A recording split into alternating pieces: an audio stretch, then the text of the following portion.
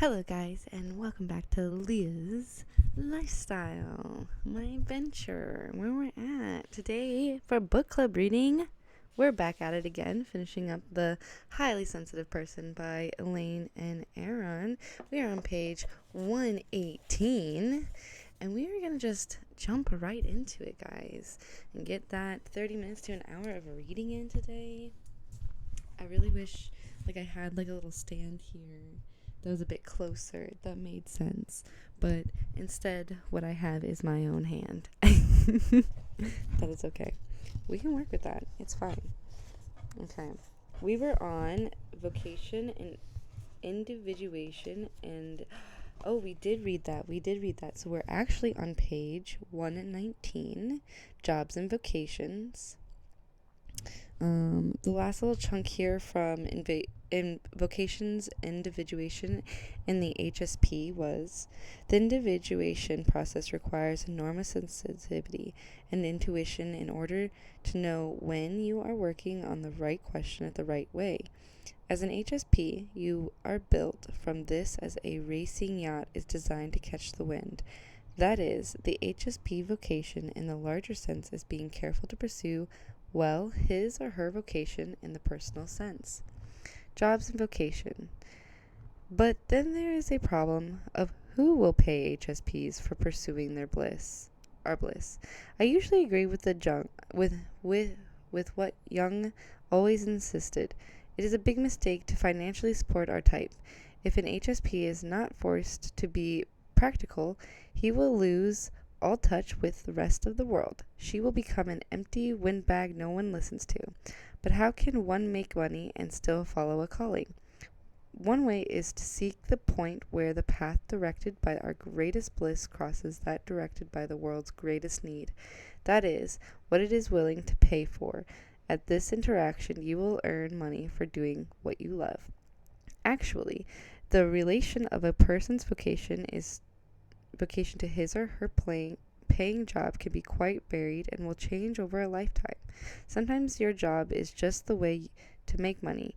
The vocation is purpose in your spare time. A fine example is Einstein's developing the theory of relativity while he was a clerk in a patient's office, happy to have mindless work so he could be free to think about what mattered to him. At other times, we can find or create a job that fulfills our vocation, and the pay will be at least adequate. There may be many possible jobs that do that, or the job that will serve the purpose will change as experience grows and vocation deepens. Vocation and liberated HSPs.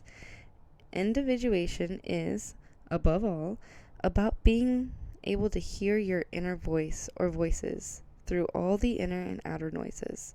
Some of us get caught up in the demands from others. These may be real responsibilities, or may be the common ideas of what makes for success, money, prestige, security. Then there are the pressures others can bring to bear on us because we are so unwilling to displease anyone. Eventually, many, if not most, HSPs are probably forced into what I call liberation.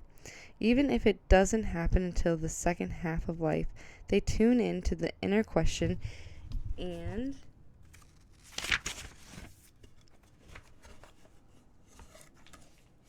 the inner voices rather than the questions others are asking them to answer. Being so eager to please, we're not easy to liberate. We're too aware of what others need.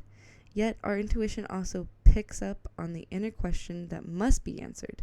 These two strong conflicting currents may buffet us for years. But don't worry if your progress towards liberation is slow, for it's almost inevitable. I don't, however, want to develop some idolized image of a certain kind of HSP you must become. That is precisely not liberation. It is finding who you are, not what you think someone else wants you to become. Oof. I remember where we left off actually last time now, and I was quite triggered by them trying to say some stuff And now that I'm rereading it, I'm happy that I am much calmer today, emotionally, clearly a lot more clear to be accepting this information. So I liked that a lot. There's a reframing point here. The critical points in your vocation and work history, page 120. Now might be a good time for you to pause and do some reframing, as you did in previous chapters. Make a list of your major vocational steps or job changes. Write down how you've always understood those events. Perhaps your parents wanted you to be a doctor, but you knew it was not for you. Having no better explanation, maybe you accepted the idea that you were too soft or lacked motivation. Now write down what you understand in light of your trait. In this case, that most HSPs are utterly unsuited for the inhumane grind required, unfortunately, by most medical schools. Does your new understanding suggest something you need to do? In the example, this new understanding of medical school might need to be discussed with one's parents if they still insist on their negative views. Or it might mean finding a medical school that is more humane, or studying a related subject such as psychology or acupuncture that allows for a different style of professional education. Okay, so we're going to write this down. Page 120. Reframing the critical points in your vocational and work history. Okay. Make a list of your major vocational steps or job changes. Okay. So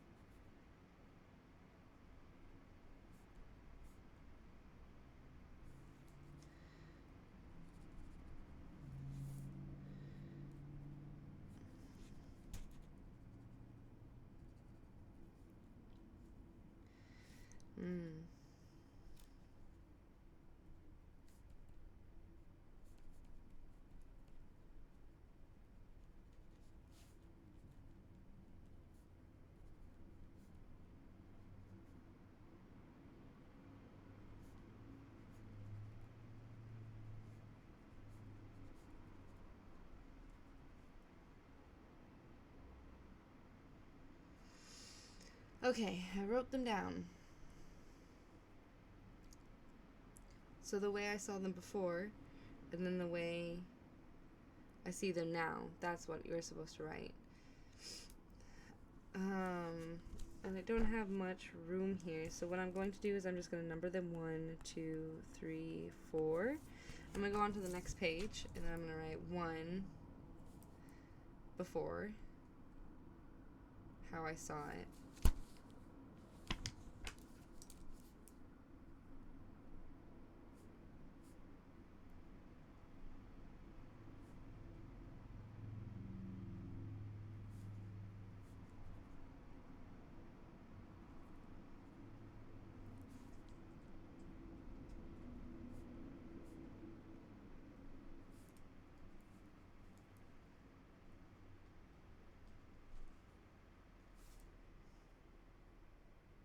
And then now, how I see it, through the lens of understanding how, of who I am now and, like, the reactions to things that I had.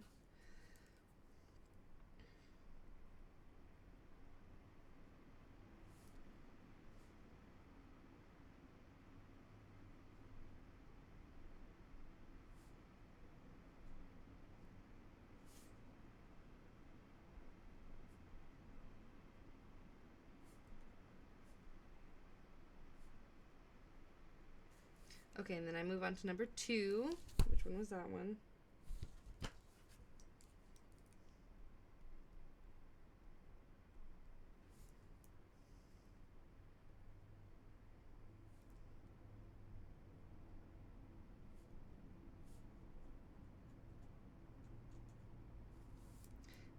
But my before and my now.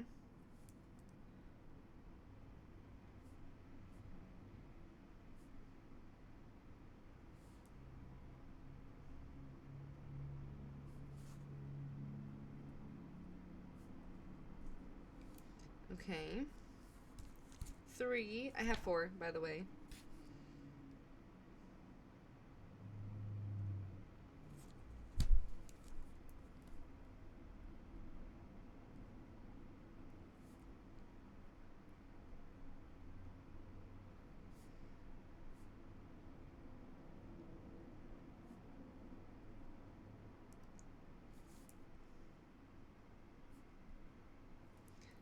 Both the before and the now. Can't forget that for each one.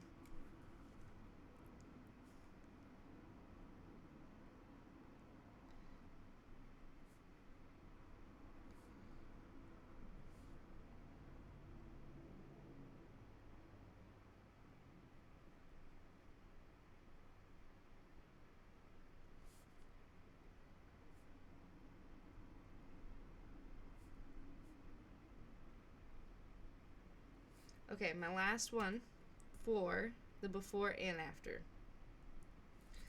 Which one is...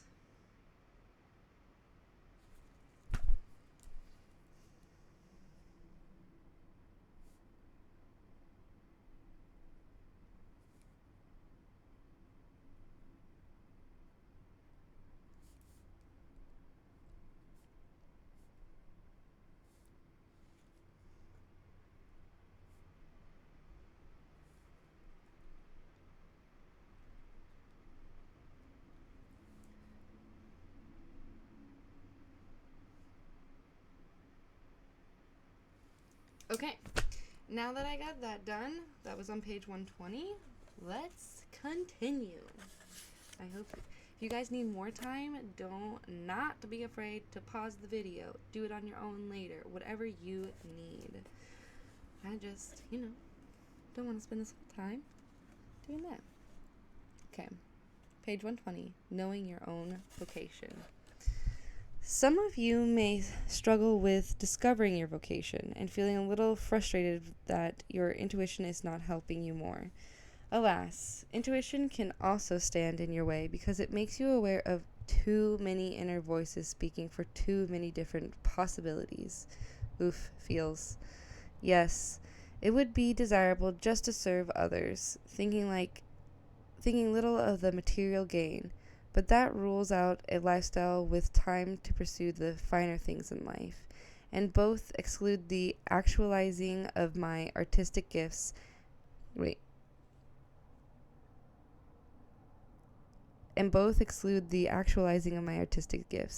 And I have always admired the quiet life, centered in family.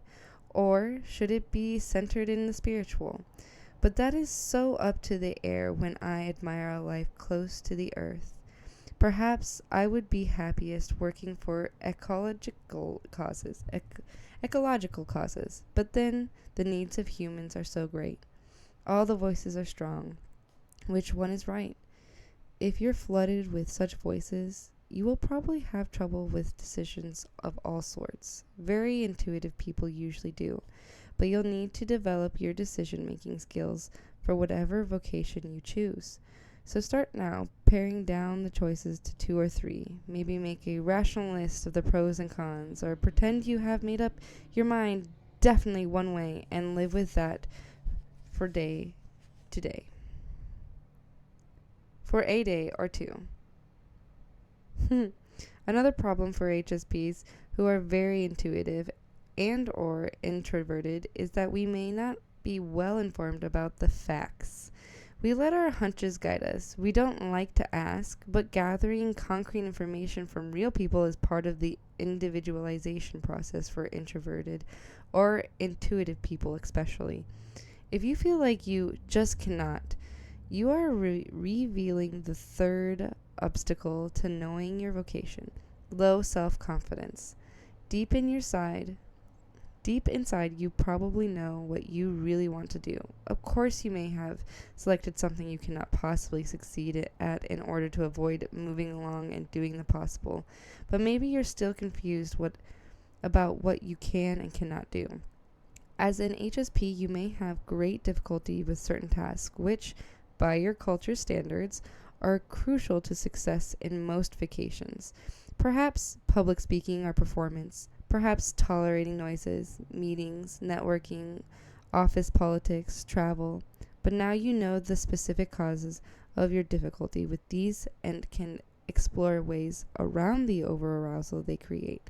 So, there's really very little that you can't do if you find a way to do it in your own style. Low self-confidence is very understandable in HSPs.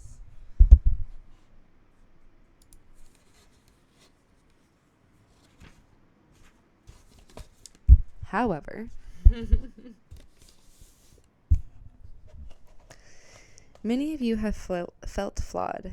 You may have tried so hard to please others that you've been little more than a bridge on other people's paths and have been treated just like that, like something underfoot. However, how will you feel going to your grave without having tried? You say you're afraid of failing. Which inner voice says that?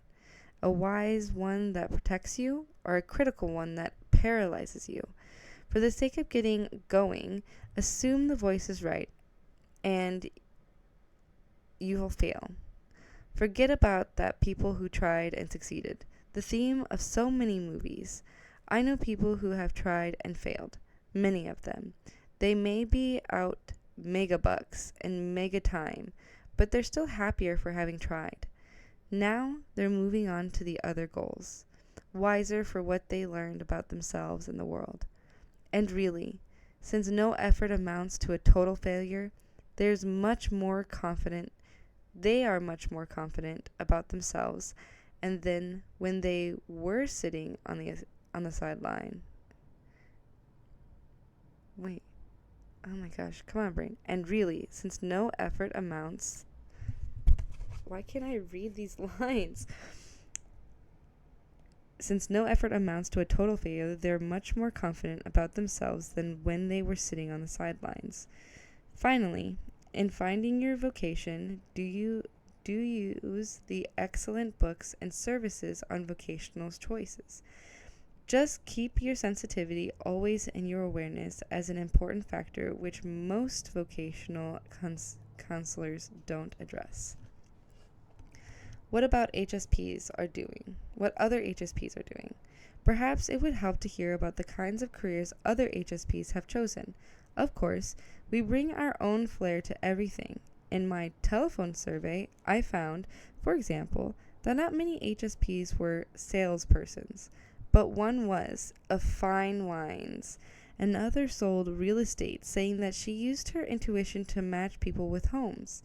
One can imagine other HSPs shaping other jobs, almost any job, into something quiet, thoughtful, and conscientious. As when HSPs said they were teachers, hairstylists, mortgage brokers, pilots, flight attendants, professors, actors, early childhood educators, secretaries, doctors, nurses, insurance agents, professional athletes, cooks, and consultants. Other jobs seemed obvious suited for HSPs. Cabinet maker, pet groomer, psychotherapist, minister, heavy equipment operator, noisy but no people, farmer, writer, artist, lots of people, X-ray technician, meteorologist,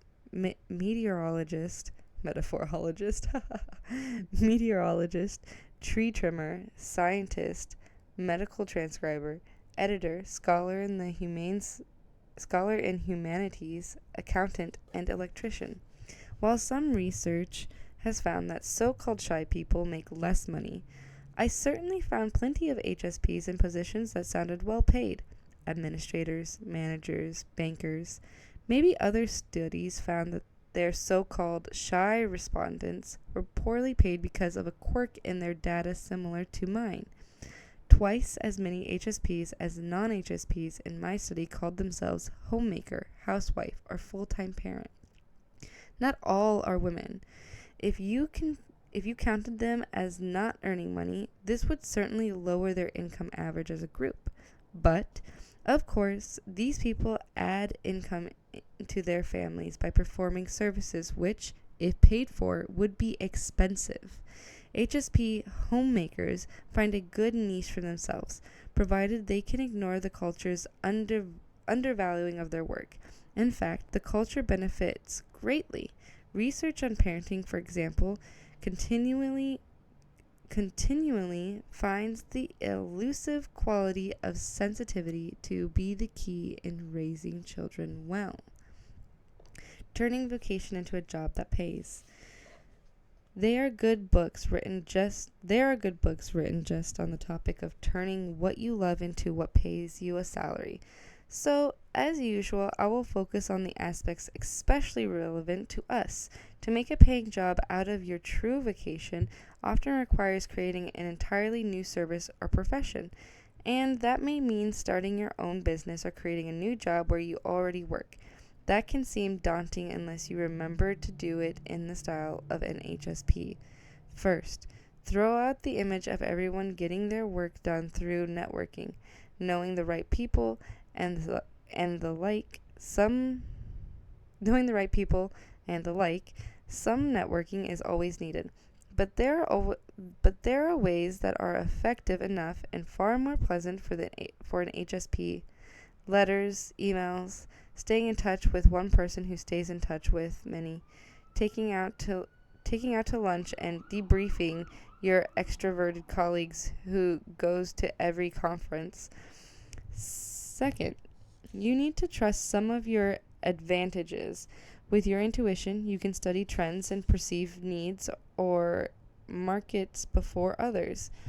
If you are excited about something, there is a good chance others are, or could be, once they heard your reasons. If your interest is not too unusual, it should fit into existing jobs. If it is very unusual, you are probably the leading expert, and someone somewhere will need you soon, especially once you share your vision.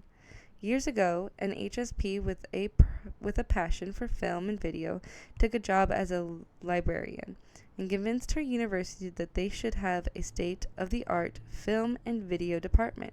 She saw that these media would be the cutting edge in education, especially continuing education of the public.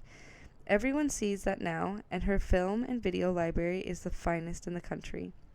Self-employment, or being granted full autonomy within a larger organization, is a logical route for HSPs. You can control the hours, the stimulation, the kinds of people you will deal with, and there are no hassles with supervision or coworkers. And unlike many small or first-time entrepreneurs, you will publicly be conscientious about research and planning before you take any risks. You will have to watch, however, for certain tendencies. If you are a typical HSP, you can be a worry-prone perfectionist.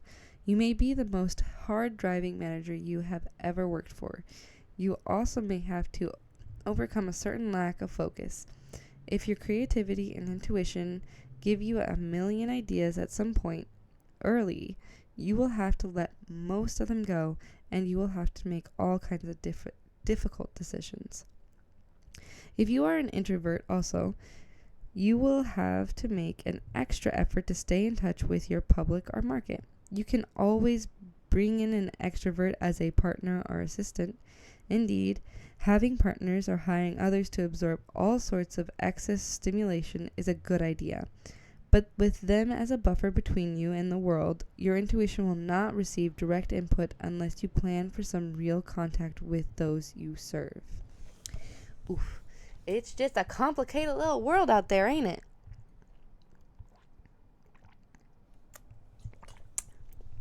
That's how it be. Art as vocation. Almost all HSPs have an artistic side they enjoy expressing, or they deeply appreciate some form of art.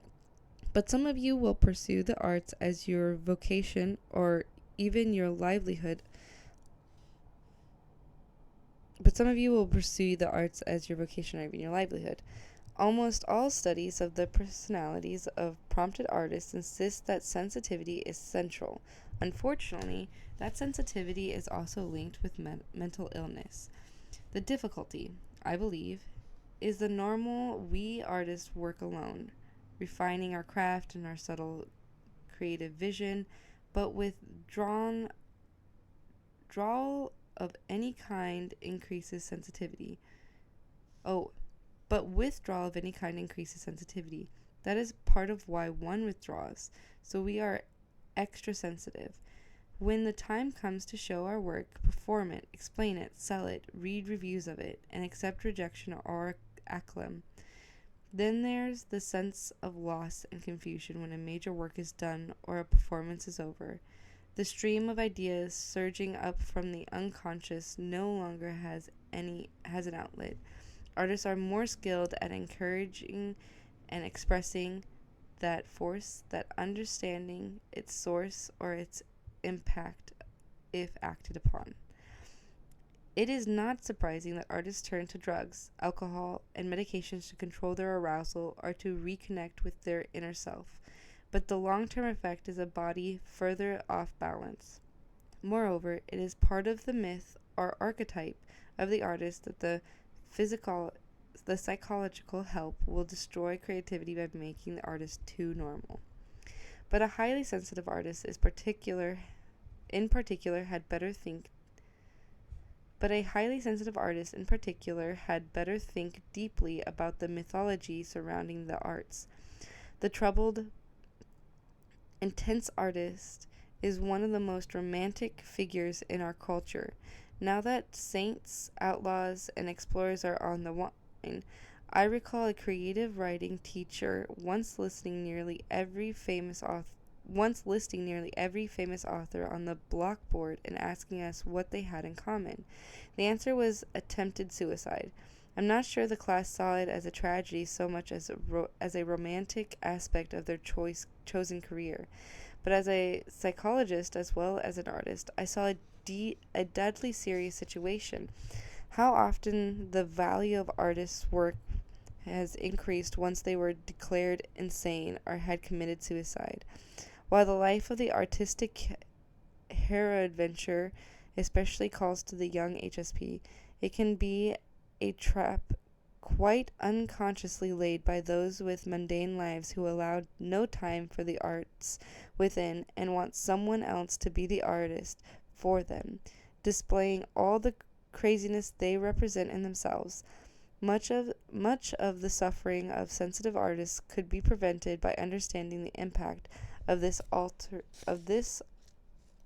alternating of the low stimulation of creative isolation with the increased stimulation of public exposure, which I have described, but I am not sure that the understanding will be widely applied until the myth of the unsustainable artist and the need for it to have also been understood.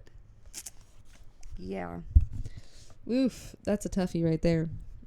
Needing to be understood, needing your art to be understood. Service to others as a vocation.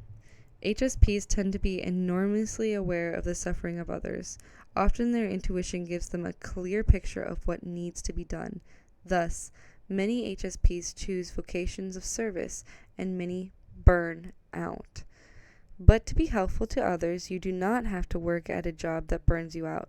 Many HSPs insist on working on the job's front line, so to speak, receiving the most stimulation. They would feel guilty staying behind, sending others out to do what to themselves seems so onerous. But by now, I think you can see that some people are, in fact, perfectly suited to the front lines and love it there. So why not let them satisfy their urges? People are also needed behind the front lines, developing strategies from an lookout above the battlefield. To put it another way, some people like to cook, and some like to wash dishes. For years, I could not let others take on the chore of cleaning up after I had enjoyed cooking, one of many favorite pastimes. Then I finally, truly, heard someone when he insisted he really liked to clean up and detested cooking. One summer, I toured Greenpeace Rainbow Warrior and listened to some of the crew's adventures, such as their having been dropped in front of the bow of huge whaling factory ships, or having been in the sight of torpedoes and machine guns for days at a time. For all my love of whales, I would be more troubled than help in those sorts of circumstances, but I knew I could support the effort in other ways. In short, you do not have to take the job that will create excessive stress and over-arousal. Someone else will take it and flourish in it. You do not have to work long hours. Indeed, it may be your duty to work shorter ones. It may be best not to advertise it, but keeping yourself healthy and in your right range of arousal is the first condition for helping others. Hot diggity darn, I wish I could throw that whole fucking section in everyone's brain, because I think that's something we really struggle with in America, especially not just for people who are easily aroused or overstimulated, but just for people in general, is like feeling like you need to be placed into a job because it like puts you there in the front line, because that's the only way to be able to like deal with it. That's the only thing you're like allowed, like, you know, if you want to have that image and have social agreements, like you need to be the nurse, you need to be the doctor, you need the you know what I mean, which is really sad, because you see that, like, you know, people are like, oh, you're just a McDonald's like worker, you shouldn't be paid $15 an hour. And I'm just like, I'm so sorry, like, living base wage should not be $7 an hour, when to live in most cities you need to minimally be functioning, be making $21 an hour. And that's not even saving money. Like, that's not even saving money. To live in any general city, that's what you need to be making. And that's not even for you to save money. That's just so you can have an apartment and food and travel costs. That's not even so you can take vacations. Like, it's insane. It's fucking insane. So yeah, like really knowing where you fit in and like how you function.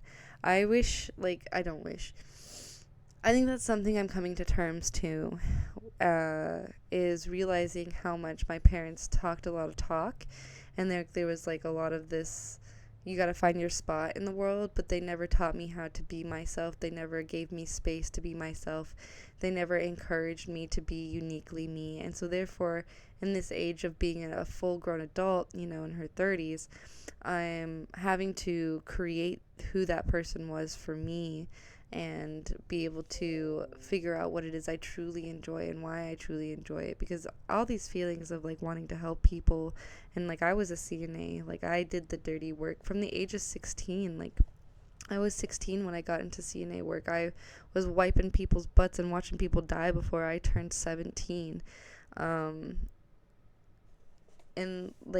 being abandoned, right? Like, I'm also watching these people be fucking abandoned by their families. So like, that's a traumatic thing for like a teenager to go through. Someone who should have been worrying about college and stuff, but instead I was worrying about paying bills. So it's like having this be said to me, and like having the burnout, like I feel it very deeply, and I don't know, I feel kind of like lost at words, but I also feel like I want to keep talking. Like, there's like so much in there, but I'm also just like kind of stunned that this book has been it's been so good for me, honestly, and I hope it's been good for you guys too. Let's continue through, let me see here. Yeah, we'll continue at least through page 127 real quick. A lesson from Greg. Greg was a highly sensitive school teacher who was much loved and respected by his students and colleagues. Yet he came to me to discuss why he was quitting the only profession he had ever wanted, expecting me to verify that teaching was no profession for HSPs. I agreed it was a tough one, but I also think good. Sensitive teachers are essential to every sort of happiness and progress for individuals and society. I could not bear to see such a gem leave the field. Think about it with me. He agreed that teaching was a very logical vocation for a sensitive, caring person. Teaching jobs ought to be designed for them, but in fact, the pressures are making it hard for HSPs to stay in teaching. His task, he realized, was to change the job description. Indeed, it was his ethical duty. He would do so far more good by refusing to overwork himself than by quitting. Beginning the very next day, Greg never worked after 4 in the afternoon. It required applying much of his creativity just to find the right shortcuts. Many were not ideal and truly distressed his conscientious soul. It distressed his conscientious soul. He felt he had to hide his new work habits from his colleagues and principal, although in time they caught on. The principal approved, seeing that Greg was doing the essential tasks well and feeling happier. Some of his colleagues copied him. Some envied and resented him, but could not change their ways. 10 years later, Greg is still a highly successful teacher and a happy, healthy one. It is true that even when exhausted, you still are providing something to those you serve, but you are out of touch with your deepest strengths. Role modeling, self-destructive behavior, martyring yourself, and giving others cause for guilt. And in the end, you will want to quit, like Greg, or be forced to by your body. Yeah, your body will fucking do that shit to you. It will fucking kill you. Let's stop it here. Let's pause here. I'm gonna put that there. We're ending on page 127. Thank you so much for joining me today, guys. I hope you enjoyed it. For my YouTube friends that will be watching this later, don't forget to like, share, and subscribe. Comment down below.